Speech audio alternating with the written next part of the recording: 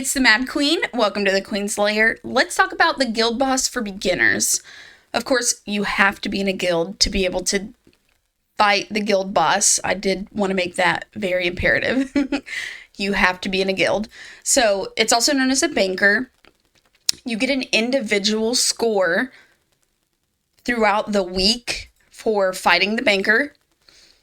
And then you also are able to get an overall damage within your guild, which helps determine what kind of rewards you're going to get whenever the game or whenever the boss resets after the week. So right now we're going to be able to get 6 legendary items, 8 epic, and 16 common.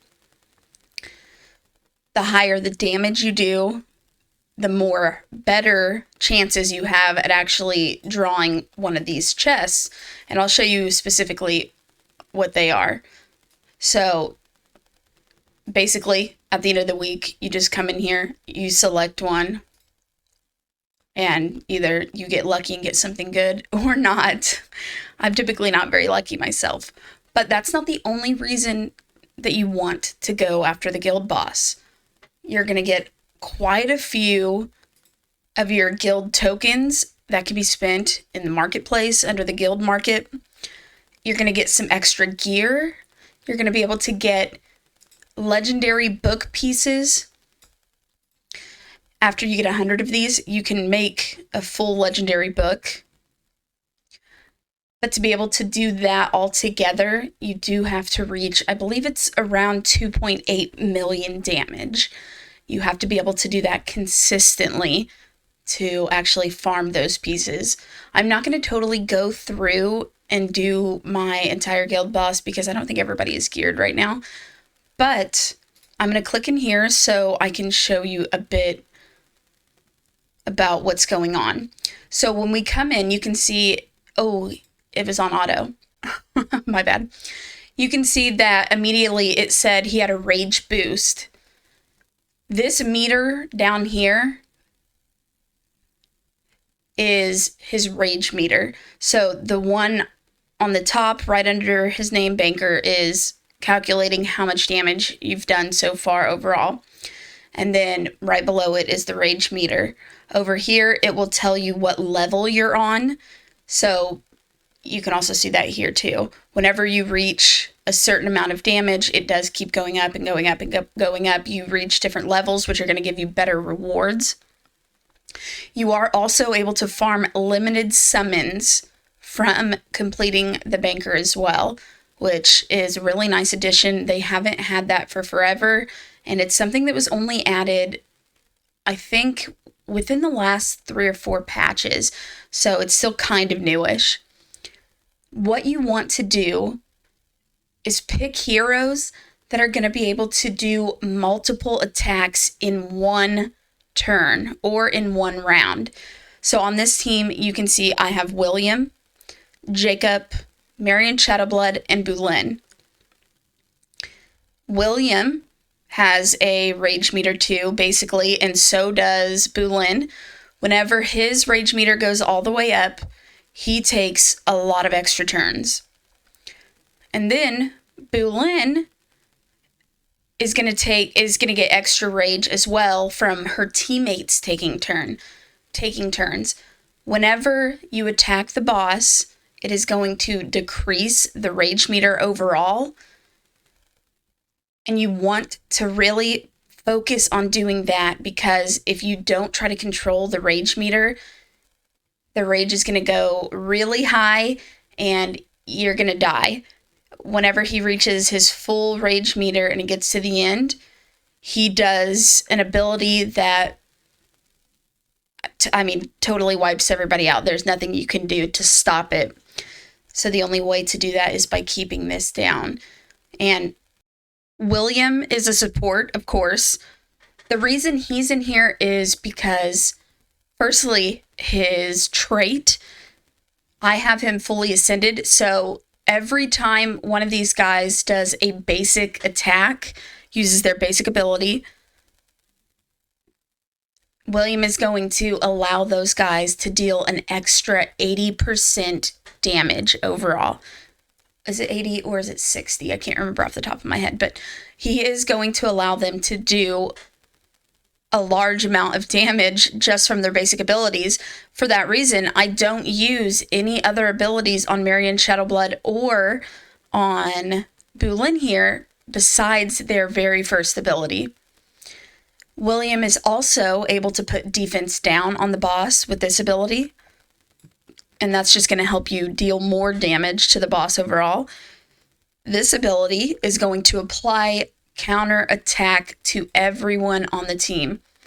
So that's going to allow you to get another turn in general, because after the banker attacks everyone, it's going to let these guys all take another turn, which is going to help with the rage meter on these two heroes, so that they're going to be able to take another turn even sooner. And that's really important.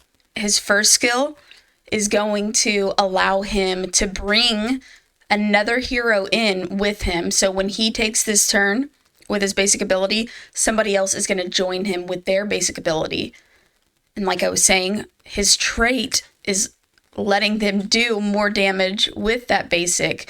So his kit overall is insane. He's amazing for the guild boss, and if you have him, you should definitely try to use him here.